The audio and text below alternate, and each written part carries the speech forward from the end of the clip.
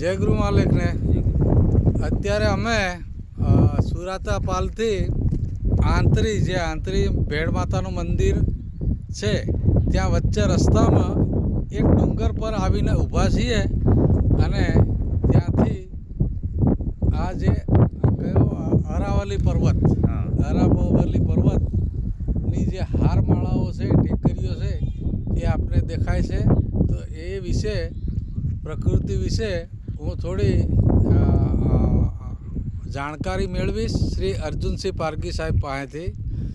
બરાબર? હા, તો મિત્રો, જ્યારે માનગઢ ખાતે સ્વામી ગોવિંદ ગુરુ જીવન અને કાર્ય નામનું પુસ્તક અને ધોણીતા પૈકી નવલકથા, આ બે પુસ્તકોનું વિમોચન થયું નવલ કિશોર શર્માના હસ્તે, રાષ્ટ્રીય કહાનીકાર છે. તો એ વખતે મારા પરમ મિત્ર છે રાજસ્થાનના સેવાનિવૃત્ત ડીઆઈજી હરિરામ મીણા.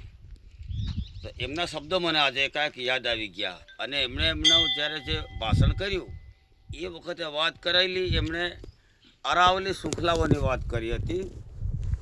અરાવલી શૃંખલાઓ, અને એમાં એમણે જે કંઈક ચીજ વસ્તુઓ લાવ્યા સાહિત્યની અંદર, ગામે ગામ ફરીને, અને હું પણ લાવેલો આપણા વિસ્તારમાં ગુજરાત તરફથી ફરીને તેનો સમન્વય કરેલો. તો આજે આ અરવલ્લી પહાડ છે, સામે આપ દેખી શકો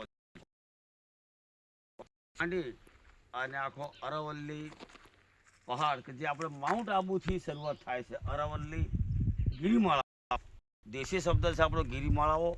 તો અરાવલ્લીની ગિરિમાળાઓ માઉન્ટ આબુથી શરૂઆત કરી અને છે સાપુતારા સુધી આવેલો છે. એ પૈકીનો આ સુરતા પાલ, અને આ બાજુ આવ્યું છે જોથરી બ્લોક, આ બાજુ જમણા હાથે સિમલવાળા, પછી આગળ જઈએ એટલે સિકલી, અને આની મેનું કલિયાકોટ આવે, અને આ ડુંગરપુર જિલ્લો છે. તો આ ડુંગરપુર જિલ્લામાં આવેલી આ ખનિજ સંપત્તિ છે એ આપણી કુદરતી સંપત્તિ છે. સામે જોવા મળે છે પેલી ખનિજ ખાણ, આ સારામાં સારા અહીંયા માર્બલો, પથ્થરો અને ખાણો આવેલી છે. એ આપણી બધાની માલિકી છે. આપણા દેશમાં તમામ ભાઈઓ બહેનોની માલિકી ગણાય છે. તો એનું રક્ષણ અને જતન આપણે એનું કરવું જોઈએ.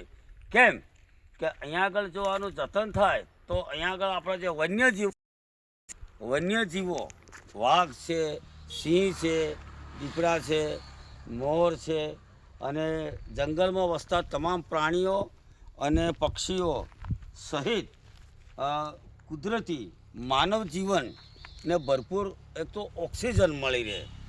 ઓક્સિજન મળે એની સાથે જ જ્યાં આપણે વાત કરીએ તો જ્યાં ડુંગરો છે, તો ડુંગરો ઉપર ને ડુંગરોની નીચે પાણીની જલધારાનો સ્ત્રોત વિપુલ માત્રામાં હોય છે. જેવી રીતે આ પથ્થરો છે સામે, આ નીકળે પેલા પથ્થરો સફેદ, બરાબર છે.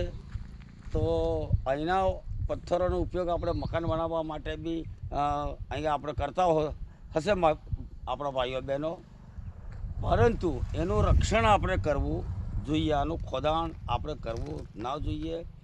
જો ખોદી નાખીશું તો આ ડુંગરો મટી જશે. ડુંગરો મટશે તો શું થશે? માનવ જીવન અને આપણે આદિવાસી મટી જાય એમ કરે. જો આદિવાસી બચાવવો હોય તો જંગલોનું રક્ષણ આપણે કરવું પડશે જ. જો જંગલો મટી ગયો તો આદિવાસી કઈ જઈને વધશે? કારણ કે આપણે મકાન બનાવવા માટે લાકડાની જરૂર પડે, બરાબર. અને એટલું જ આપણે કહીએ કે આ હે રતનજોતનું લાકડું, રતનજોત. આ હે રતનજોત છે. આખા ઘણા ખરા રતનજોત હે. તો આ એક આ દાસ સાહેબ છે, એ સારી રીતે એમના બાબા 3 ડૉક્ટર છે, એટલે જાણે જે આનું દાંતણ છે એ બહુ કિંમતી છે.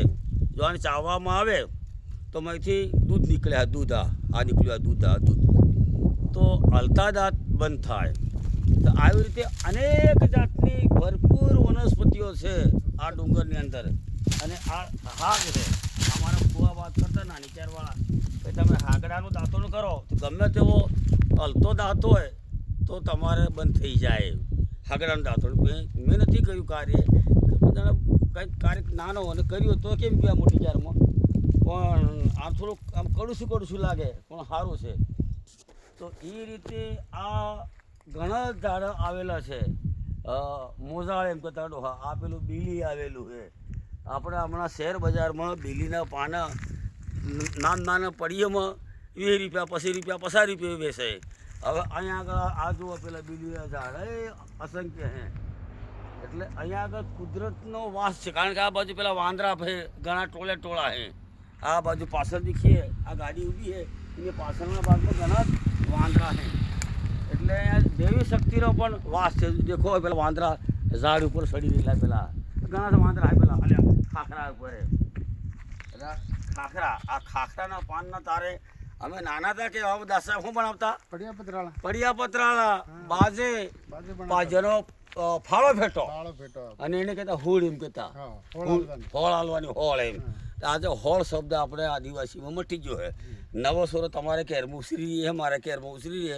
હોળ એમ કહો તો કોણે જાણે જ નહીં. તરીવરનું સુર શું આગું હોળ હોળ કરે, આ તો ગાંડું થયું એમ કે. પણ આ ખાખરાના પાનમાં જો ખાવાનું બનાવીને એમાં ખાવામાં આવે ને, તો મયથી જે તત્વો છે ગરમ ખાવા લઈએ મય, અને જે તત્વો બહાર નીકળે એનાથી આપણે શરીરના જે અવયવો છે આ ઉંદરામાં, એમ કંઈક અંશે ને કંઈક ફાયદો થાય. એટલે વનસ્પતિનું આપણે કહેવાનો મતલબ એ છે જતન કરવું જોઈએ.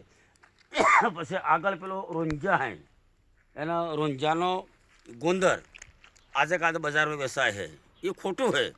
ખાસ તો ગુંદર ખાવા જેવો એનો દાવડાનો કે ખેરનો ગુંદર. દાદ સાહેબ, અમારા ડોહા ખેરનો કે દાવડાનો ગુંદર ખાતા હતા. પેલું ઝાડે એનો ગુંદર હારામ હારો, બરોબર કે હલેડી એનો બી નેહરે. પછી પેલા ગુગળ આવે, પછી પેલો ટેમરગો છે પેલા તે, એ ટીમરૂના પાન, પછી ટેમરગો ખાવાની પણ ઘણી મજા આવે. અને પેલી ખજૂરીઓ હોય, ખાસ કરીને જ્યાં ખજૂરી હોય કે તો પાણી ઉપર જ હોય, કોઈ જોવાડવું નહીં પડે. તમે આખી વિસીને બોર કરી દો હમણાં તો પાણી ઉપર આવે ને 1 કરોડ ને 51% 100% તો ઠીક વાત પડે. એટલે આવા ઝાડાનું બી આપણે જતન કરવું જોઈએ એવું મારું માનવું છે. એમાં તમે સંમત છો કે મારી વાત સાથે? હા. દાસ સાહેબ કેવું લાગે છે? વાતાવરણ કેવું લાગે? અતિ સુંદર હે, રળિયામણું વાતાવરણ છે. કેવું છે દેખો ને, આટલી બધી વાંદરાઈ વન ઔષધિ એટલી બધી છે કે ડૉક્ટરોની જરૂર નહીં પડે. ઓળખાણ જો થઈ જાય આની તો એટલી બધી આ જનજીવનમાં ઉપયોગી વનસ્પતિ છે. બીલા છે તો એ બગંદર બરોબર.